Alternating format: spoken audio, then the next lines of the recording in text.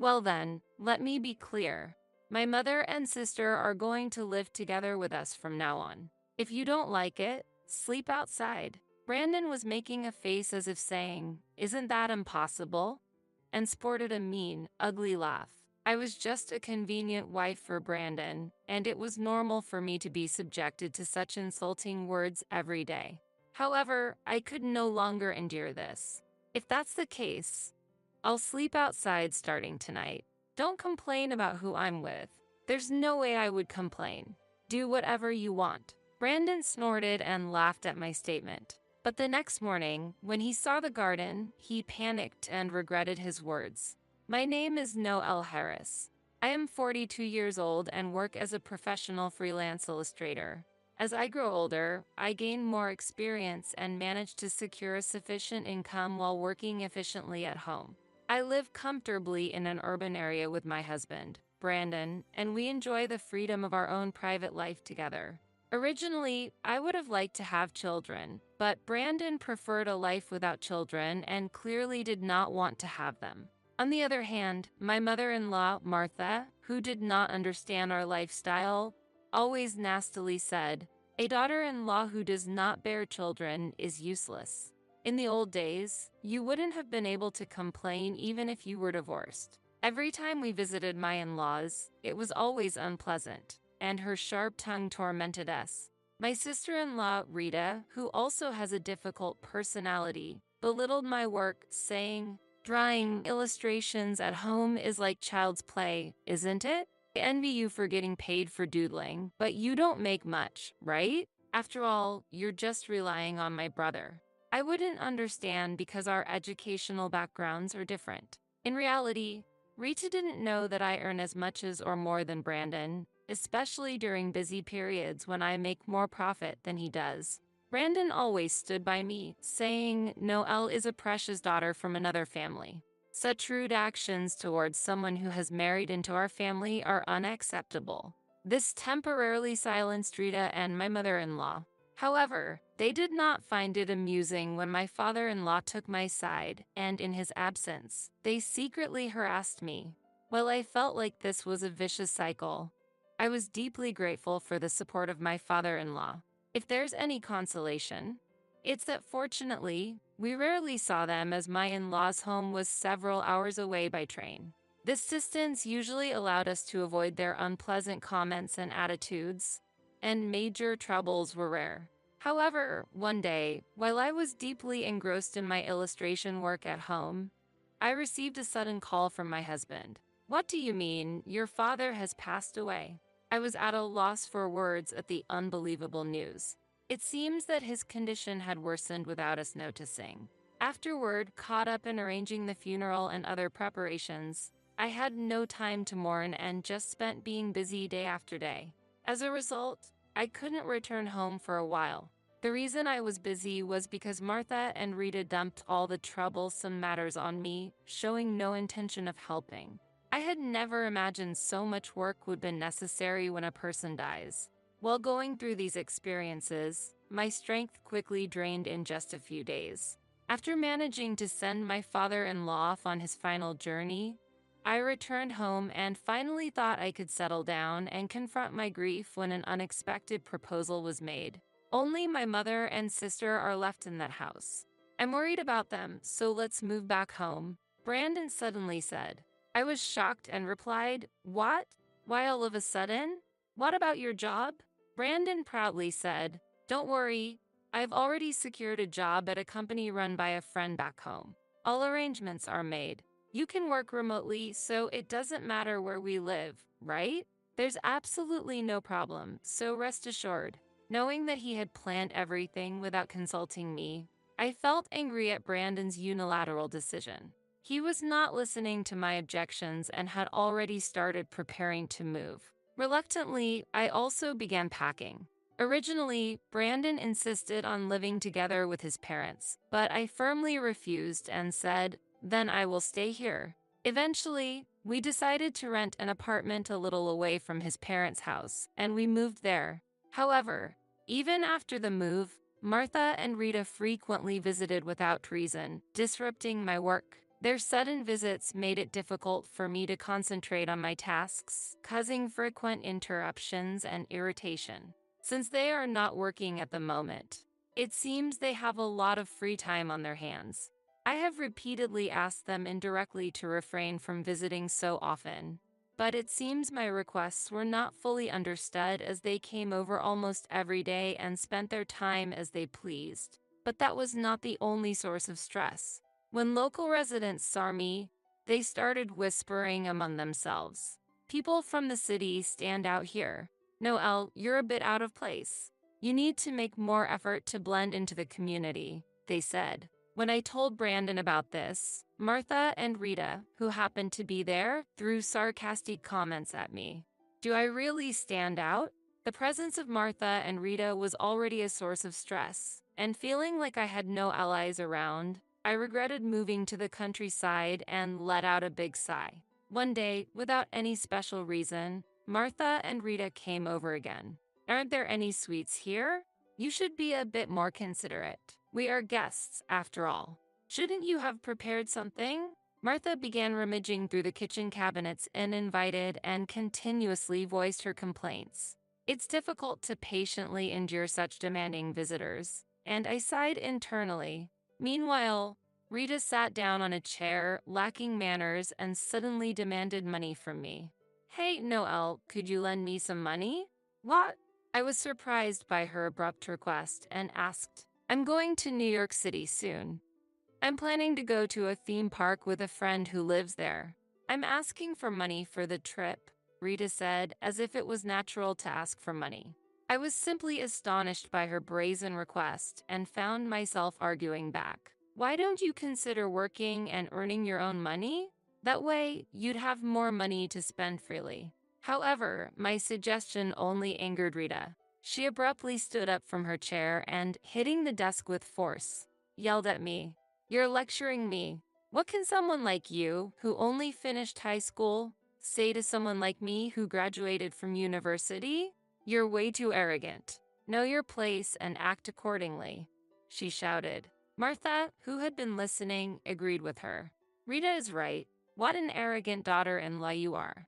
The money you're reluctant to part with was earned by my hard-working son. How can you act as if it's yours and be so hardy?" Martha said, puffing out her chest, confident she was right. Unfortunately, both were still unaware of the truth.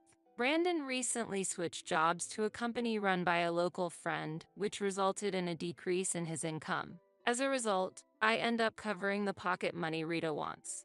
Even if I explained this fact to them, it would be difficult for them to believe it. Their accusations, based on misunderstandings and prejudices, continued, and it didn't seem like the complex tensions within the family would be resolved anytime soon. "I'm really sorry, but I'm very busy right now, so could you please leave?" I asked Martha and Rita quietly yet clearly. After dodging their constant complaints and grievances, I finally managed to get them out of the house. As they left with heavy footsteps, I sighed. At that moment, a disgruntled neighbor appeared from next door and, showing his displeasure, said, "It's quite noisy. Could you keep it down a bit?" "I'm really sorry." I apologized. I had not intended to be loud, but the actions and words of Martha and Rita had inadvertently caused trouble for my neighbor. I had been careful to live quietly, but this situation arose, and I sighed once again. Hours later, when Brandon returned home from work, I detailed the events of the day to him. "Living in an apartment inevitably comes with neighbor issues," Brandon remarked. But I was about to argue back. "That's not the problem here." I was about to ask Brandon to address the behavior of Martha and Rita, but he cut me off, smiling cheerfully, and announced something unexpected. "I've lately been feeling that this house is a bit cramped. You think so too, right?" "Yes, I suppose," I responded, and Brandon continued. "That's why I bought a new house with a yard."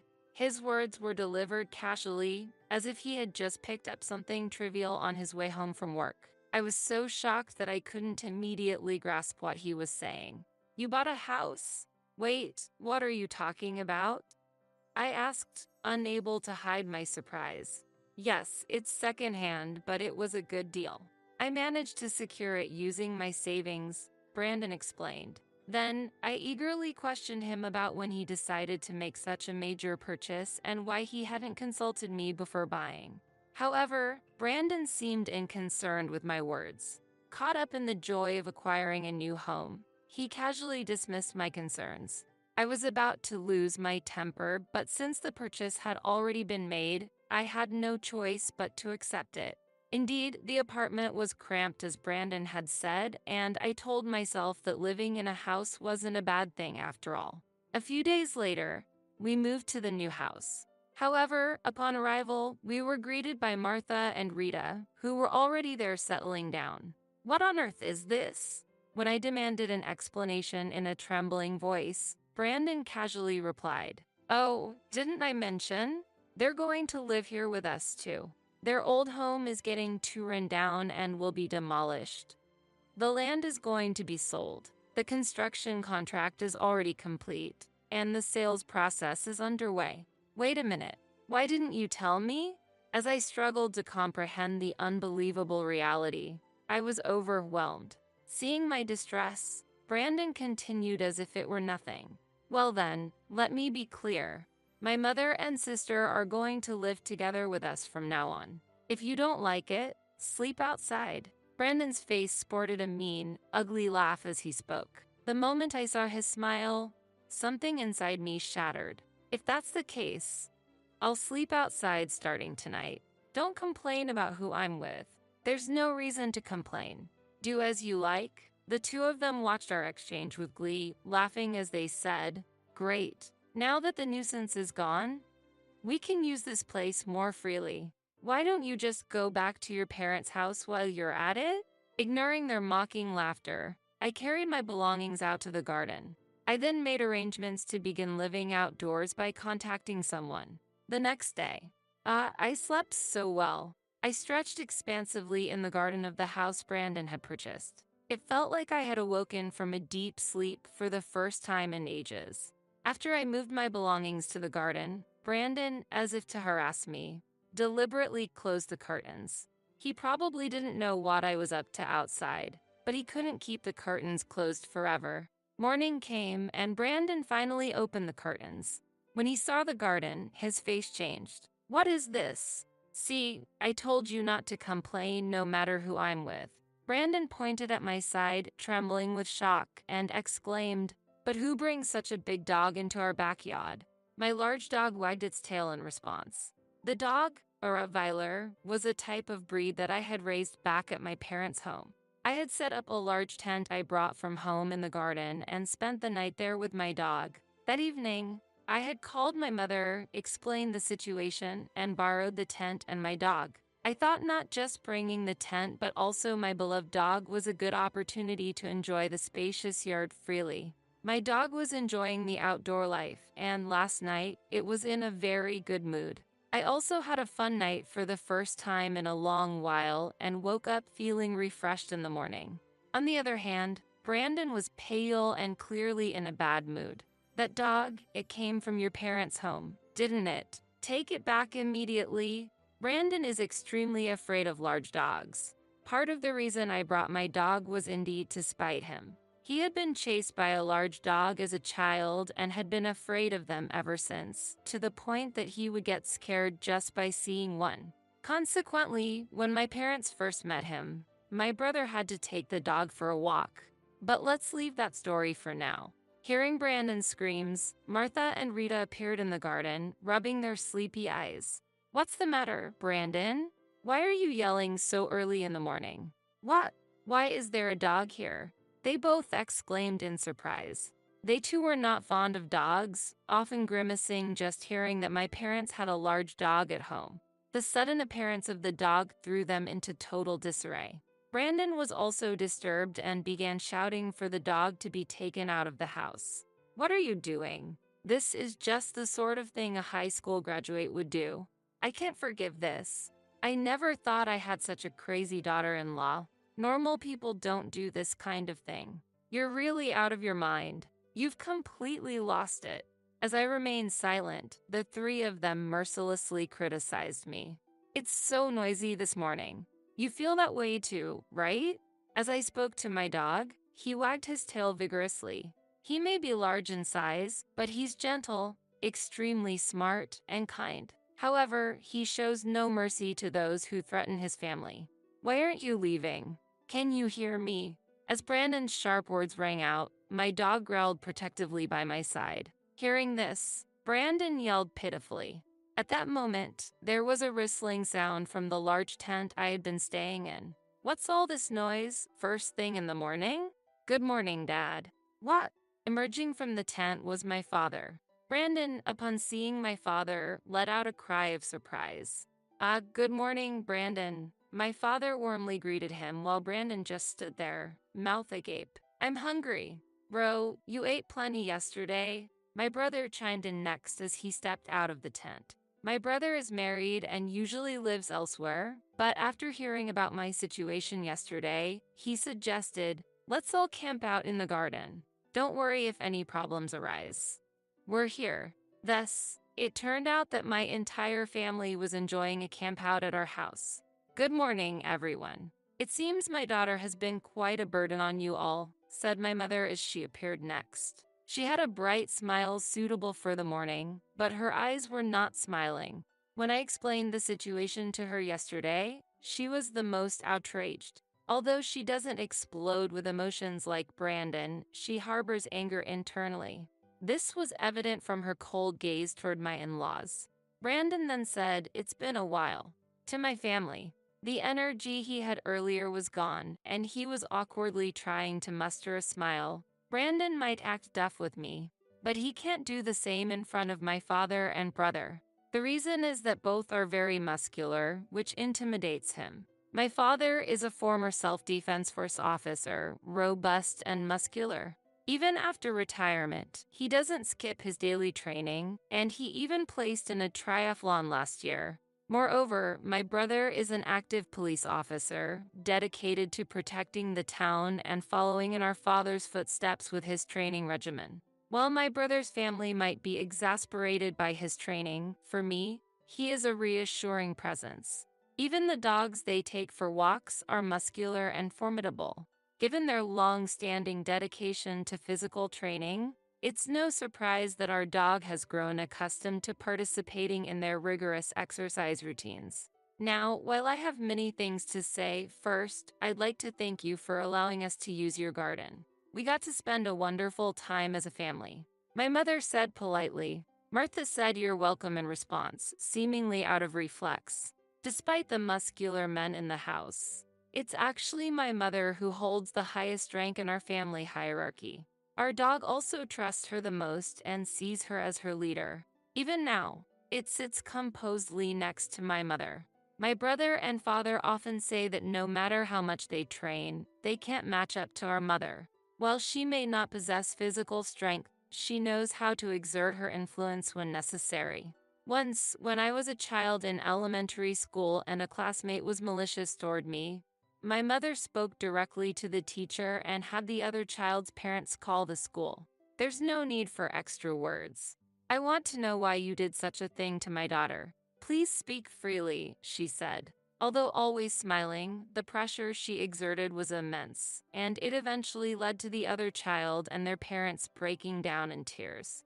At that moment, I made a mental note never to anger my mother. Had I discussed the situation with my family earlier, my parents and brother would have supported me. However, I wanted to avoid worrying them. I wanted them to think I was living a happy married life. That's why, even when Martha and Rita treated me harshly or when Brandon unilaterally decided to relocate, I said nothing. When I contacted my mother yesterday, while she was angry, she was also very worried. You've always been so patient. But I can't bear to see you endure and struggle. You are very precious to me, she said, although I am now an adult and independent. Her words nearly brought me to tears, and I deeply regretted not consulting her sooner. Now, my mother faces my in-laws with the same stern expression she had when confronting the parents of my childhood classmate. This is the first time my mother and my in-laws have spoken like this since the initial meetings and the wedding. They've had little contact since then, so my in-laws likely never expected her to be such a formidable figure. I've heard you insult my daughter multiple times from inside this tent, calling her education inferior because she only graduated from high school, saying her thinking is abnormal, among other things. Now, could you please explain why you directed such unpleasant words at my daughter? The tone she had was polite but assertive, leaving no room for rebuttal, and it's clear it came with a lot of pressure. Each time my mother speaks, you can feel the atmosphere cool down, and her eyes are certainly not smiling. When I looked at my father and brother, they were pale even though they were not being scolded. Our pet dog was also afraid of my mother's gaze.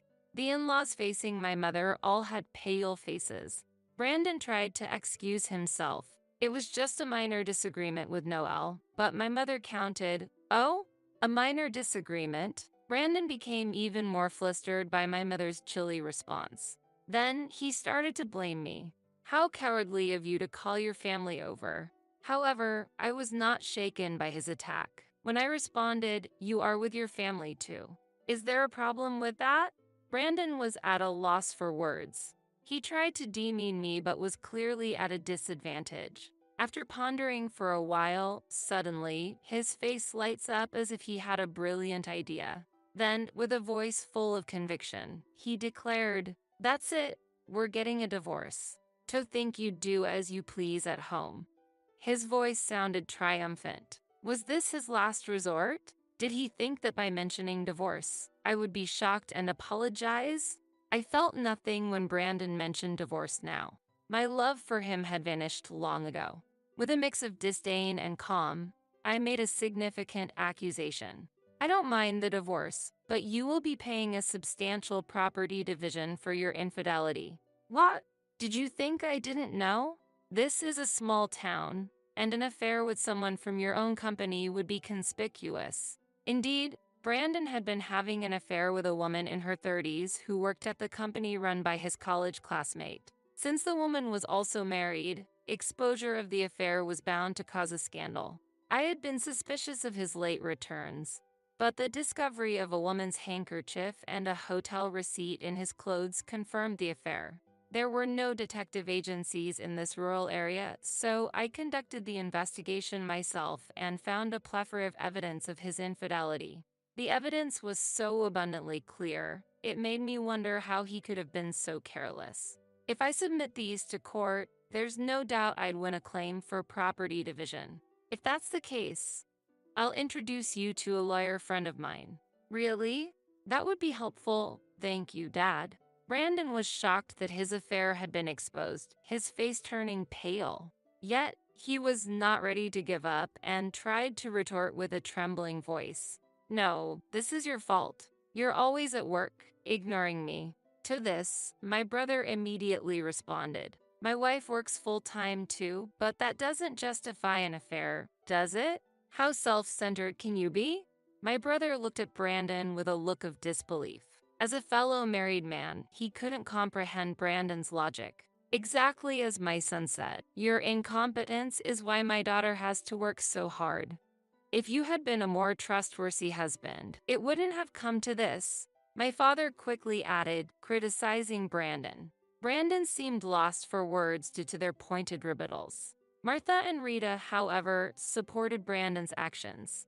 "It's clear that the problem lies with your daughter. We will hire a lawyer and seek property division as well." Yeah, even though she says she works hard, her job isn't all that significant. To this, my mother quickly responded, "It's your right to hire a lawyer, but do you really think it's acceptable for the person who committed adultery to demand property division? I pity any lawyer who takes on such a case. Could it be that you're lacking common sense?" Martha staggered back awkwardly at my mother's sharp retort. "Furthermore, Rita, do you even know how successful my daughter is? If you search her name, you'll see the companies she's involved with. And what about that hearty attitude of yours? You don't even work, yet at your age, you're still dependent on your brother and his wife. Aren't you ashamed?" Rita's face turned red upon hearing these words. Brandon then exclaimed, looking at us while trying to contain his anger at his family being openly criticized by my mother. Why would you say such things to my family? My mother had only stated facts, but Brandon evidently did not appreciate them. Seeing this, I began to speak with a deep sigh.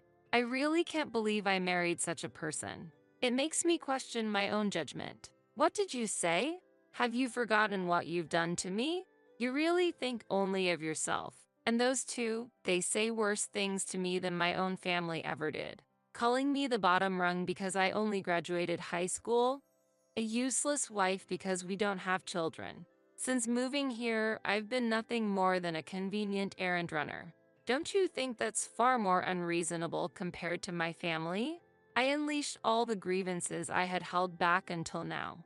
Until now, I had endured it without worrying my family, but there was no longer any reason to hold back. Let's break up. I'm sick of being used by you anymore. Wait, Noel. Let's start this through calmly. There's nothing left to talk about. I want to sever ties with you as soon as possible. What could possibly change that? I can't forgive what you've done. Be prepared for the appropriate consequences, I declared, and Brandon collapsed to the floor, exhausted. Martha and Rita looked on disappointedly, their shoulders slumping. Shortly thereafter, we began packing to return to my parents' home. Well, I'm going back to my parents' home now. I'll proceed with the divorce and the claims for property division later. I informed Brandon and his family, but there was no response. I sighed lightly, loaded the tent and my belongings into the car, and left my in-laws' home. The divorce with Brandon was finalized smoothly.